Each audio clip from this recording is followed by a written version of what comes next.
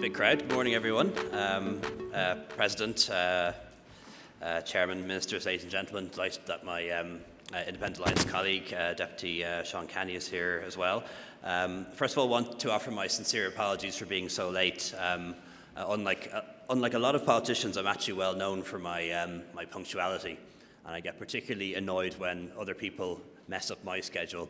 And the worst thing that could happen to you in the morning is to be set back by half an hour or 40 minutes because you have to try and recover that during the day, which usually involves skipping a meal or reducing the amount of sleep you get.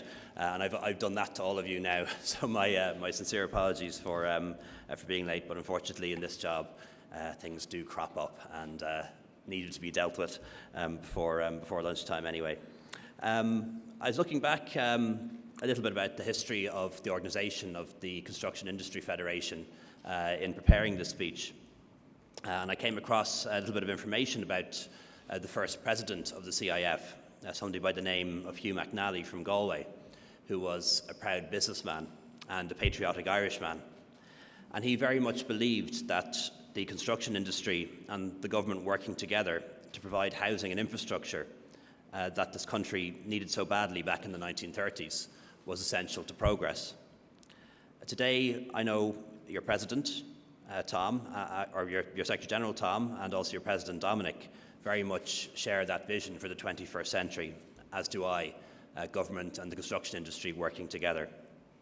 And as far as possible, the government that I lead wants to work with you to achieve exactly that. You and many of your members are responsible for some of the most iconic and impressive projects around the country, including the redevelopment of this wonderful stadium that we're in now, the Aviva Stadium not too far from here. And I think you can be proud of a lot of the work that your firms have done around the country, whether it's the new schools, our motorway network, the Lewis, new emergency departments in the Matter not too far away, in places like Limerick and Kilkenny just opened in the last year, and other developments all over the country. You provide the engine for a competitive, dynamic and sustainable construction sector that delivers high-quality physical infrastructure for all of our citizens. Where we've been strongest in the past is where we've worked together in partnership, government and industry. And I think now more than ever, we need to work together to deliver solutions to the current housing crisis and the enormous infrastructural deficits which we face as a nation. We're all aware of the need to avoid repeating the mistakes of the past, mistakes which had a disproportionate and devastating impact on our society and our economy, a construction bubble, a credit bubble, and a subsequent collapse. And I'm very aware that among the victims of that collapse are, of course, people in your sector, your businesses, your families, and your employees. So I think foremost in all of our minds, as we continue to build a sustainable, resilient and balanced economy, as we deliver carefully planned and targeted infrastructure programmes, and as we respond to external developments such as Brexit. Earlier this year, the Construction Industry Federation made a submission requesting the establishment of a construction sector group as part of a whole-of-construction strategy. I want to say that the government is very supportive of such an idea and this initiative, and I'll be working with Minister Donoghue and principally Minister Murphy to see how we can set it up and operate it without delay. We agree that an industrial strategy for the construction sector is needed to support the budgetary and economic strategy which we set out in the last few months. The best economists agree that the budget is not a collection of numbers. It's an expression of the government's values and aspirations. And Budget 2018 is an expression of our values and aspirations for the country, a powerful statement about how the economy is doing and what it means for our society. And those values and principles are self-evident in the budget announced this week. We believe, first of all, in being prudent, in balancing the books, and have succeeded in doing so for the first time in a decade. We also believe that the next generation should be free from the burden of excessive debt. We want them to be optimistic about building their future life here, so we'll keep paying down the national debt. And when we were going through the figures for the budget, something really struck me, that we spend about €5 billion a year just on interest, on servicing our national debt. We have a national debt of about €200 billion, and 75 or 80% of that has nothing to do with the banking crisis. It's to do with deficit spending by governments over many decades since independence. And if we balance the books every year, or at least run as many surpluses as we did deficits, we would now have 4 or 5 billion a year extra to use for investment on infrastructure, public services and tax reduction. So we want to make sure that we don't repeat the mistakes of the past and use the opportunity now of a recovering economy to balance the books, pay down the debt and run small surpluses. We also believe in sustainable tax reductions for middle-income taxpayers and families so that we might make life easier for those who work very hard, pay taxes and make it possible for us to fund our public services and welfare system. Ultimately, it is their money, and when you reduce taxes, you're not giving people money, you're just allowing them to keep more of their own money. We put a very clear signal in the budget of this week, increasing the standard rate cut-off point by €750, increasing the threshold, the point at which people move from the lower rate of income tax to the higher rate of income tax. Of course, we would have liked to have done more, but it is an important signal for the future, and we'd anticipate, if the economy continues to grow, that we'll be able to widen that band more and more in future budgets, taking more and more people out of the higher tax bracket and ensuring that those who remain in the higher tax bracket pay less of their income at that higher rate. At a time of low inflation, Budget 2018 means that a family with a combined gross income of about 60,000 is likely to be about €1,000 better off in terms of take-home pay next year because of the tax reductions and also projected average pay rises next year of between 2 and 3%. That is a modest enough gain, but €1,000 is a lot of cups of coffee, and I think it'll make a lot of difference for the families concerned. It also enables people to plan ahead with renewed optimism, and more importantly, it's real and sustainable and is only the start of things, the beginning, I hope, of a period of expanding income growth and expanding household wealth. We also believe in helping those who need it the most, and that's why for the second year in a row we increased weekly social welfare payments across the board. Our philosophy is simple. When we have it, we make it count. We don't squander it. We don't spend money for the sake of spending it, and we invest in the future. And we spend carefully because it is your money, not ours. Our aspirations are also clear, and they're seen in our investments in education and health, both of which will have their largest budgets in the history of the state. However, this morning I want to focus on 3 particular areas of aspiration because they will be of particular interest to this audience: housing, infrastructure and, of course, planning. And without doubt, the housing crisis which we currently face is one of the most pressing challenges for government and for our society. We all understand the stress faced by people without a home and the stain on our society that is homelessness. So when it comes to housing, the total budget for housing for 2018 is rising from 1.9 billion, an increase of 600 million compared to 2017. This investment will see housing provided by the state to 25,000 individuals and their families in 2018. These are new tenancies. It's 6,000 more new tenancies than last year, meaning that in 2018, roughly every working day, 100 families or individuals will be housed by the state in many different ways. This, of course, includes funding for local authorities and approved housing bodies to build directly 3,800 new homes next year, almost double the number that we built this year. And of course, as many again will be acquired directly from homeowners and developers, delivered through Part 5 or leased long-term. Responding to the particular concerns raised by the Construction Industry Federation, 750 million from Ireland's Strategic Investment Fund will be made available for commercial investment in housing finance through a new vehicle called Home Building Finance Ireland, or HIBFI. This will use the expertise of many of the existing staff in NAMA as that body comes to the end of its mandate. I know that the availability of affordable finance has been a limiting factor for development for the last few years, and I hope that this and other initiatives will enable you to commence developments to alleviate our housing shortage. We've also decided to retain the Help to Buy scheme, something which I know the Federation has strongly supported. Minister Murphy often observes that today, across Dublin, there are about 100 cranes on our skyline, but only 10 of these cranes are on residential development sites. And that's something that needs to change. We want to see in the years ahead a shift from commercial property development to more residential and civils. And that explains the rationale behind some of the actions taken this week. The increase in stamp duty, the vacant site levy, and changes to the 7-year rule when it comes to capital gains tax. We also need a new type of apartment development. More and more people want to live near city centres. There are more and more smaller households, one-person and two-person households. And we also need to explore shared accommodation models, which we see working very well in cities around the world.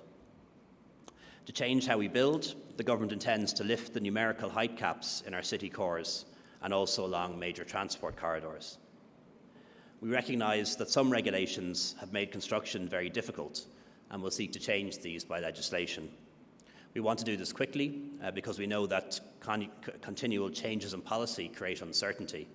So any further changes we want to make between now and the end of the year, and after that leave things alone for a while, give them time to work. We also need our cities to grow up rather than out, so we need more apartments and more mixed-use developments. As somebody who lives in this city and spends a lot of time around it, I have to say I've been very attracted by some of the modern designs that I've seen grow up in different parts of the city, particularly places like Clancy Barracks and also the Grand Canal docks, which are impressive examples of high-quality, high-density development, and I think represent the kind of design that I'd like to see emulated in places like the Docklands, in Poolbeg, in Tara Street, in Galway's Harbour area, in the Waterford North Quays, in Limerick City Centre, to name just a few locations. The government will continue to take whatever steps are necessary to meet the housing needs of a fast-growing population, while guarding against the mistakes made in the past. And I call on the construction sector to play its part in that. Last year, I spoke at the McGill Summer School in Glenties at the same time as your Director General, Tom Parlin, who delivered a very significant speech on the construction industry and the challenges that we face. Since then, he's repeated his belief, and the belief of the Federation, that our continuing economic prosperity requires a significant increase in investment in capital infrastructure, which is also needed to enable future economic growth, provide opportunities for everyone in society, and also solve our housing problems. And I very much share that ambition. For Ireland to succeed, we need to think long term, and that's why we're now planning for an Ireland of 2040, an Ireland with a population of 6 million people. So Budget 2018 has prioritised investment in capital infrastructure. We are investing in the future. Central to this is the new National Development Plan, which the government will approve before the end of the year. This will be a 10-year framework, which will also help to ensure that we have a phased approach with sequencing that avoids overheating and the development of imbalances in the economy, which occurred in the past. In doing so, we'll ensure that investment in education and higher education, in roads and public transport, is timed and targeted appropriately into the future. And the same is true for housing, healthcare, broadband, and investment in sport and culture. This approach is essential to ensuring that all parts of our country share in the recovery and our growing prosperity. So to get us going, to give you a bit of a taste, I suppose, of the 10-year plan, we've already announced this week an additional €4.1 billion for capital investment over the next 4 years in the period between now and 2021. And that's in addition to the capital plan and the extra €2.2 billion already committed to housing. This will see total public capital expenditure increase by more than 70% over the next 4 years to €7.8 billion in 2021. And I think you'll get a better idea of what that means in practice from announcements being made by ministers this week and next week. But just to give you a few examples, it means an extra €257 million for investment in buildings and facilities in our universities and institutes of technologies all over the country.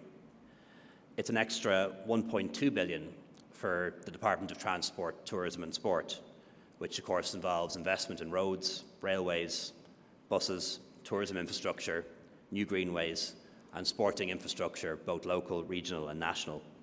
And of course it means that Dublin Metro will commence its construction in 2021. There's also funding to continue our massive school building programme, which is occurring at pace across the country, an investment programme for our national cultural institutions, and also funding for the National Children's Hospital and the new National Rehabilitation Hospital in Dún Laoghaire. So because of all of this, we'll see public investment in Ireland moving from relatively low levels now to being among the highest in the European Union by 2021. We're confident about what can be achieved because it is grounded in recent experience. And I know that people are naturally sceptical about politicians announcing 4-year programmes, and particularly politicians announcing 10-year plans, because it always seems like money tomorrow or the politics of mañana. But actually, it's worth, in that sense, reflecting on what has been achieved in the past 5 years, at a time when we had very little money. Lewis Cross City is completed, linking the Lewis lines in Dublin city centre and linking them northwards to the mainline rail line to Maynooth. That will open fully to passengers in December, only a few weeks away. Páirc Uí Chaoimh, where I'll be tomorrow, is built and completed with the assistance of €30 million of government money. The National Gallery has been extended, and for those of you who do like art and don't like art, I'd really encourage you to go and visit that and see the wonderful work that's been done there. We have a national sports campus, almost complete in Blanchardstown, new greenways all over the country. After decades of talking about it, a National Children's Hospital now under construction. And of course, we've solved the bottleneck at Newlands Cross, improved the N11, new bypasses under construction in Enniscorthy and New Ross, 50 primary care centres built, and 200 new schools built all over the country. And this was all done during a 5-year period when we had very little money at all. And when you consider that, just imagine what we can do in the next 4 years and the next 10 years when we do have the money and we do have a clear plan. And I think as well, the benefits of a 10-year time frame also allow us to be more ambitious in our plans. In contrast to annual plans or 3-year plans or 4-year plans, where so much money is already committed, a 10-year plan allows us to consider very large projects that wouldn't otherwise make the cut in a 3-year plan or a 4-year plan. So for example, I don't believe the motorway network, which is one of the few real benefits and legacies of the last boom period, would have happened had there not been a 7 or 8 year national development plan, and we want to start thinking that way again. I know that today's conference is going to act as a platform for you to develop new and innovative ideas and practices within your industry, and I want to wish you very well with that. I want to say that the government is committed to working with you, the industry, in the future to ensure that the future of construction in Ireland is sustainable and successful. It's in all of our interests to have a well-functioning, competitive and innovative construction sector. So let's start working together again, and let's get building. Thank you very much.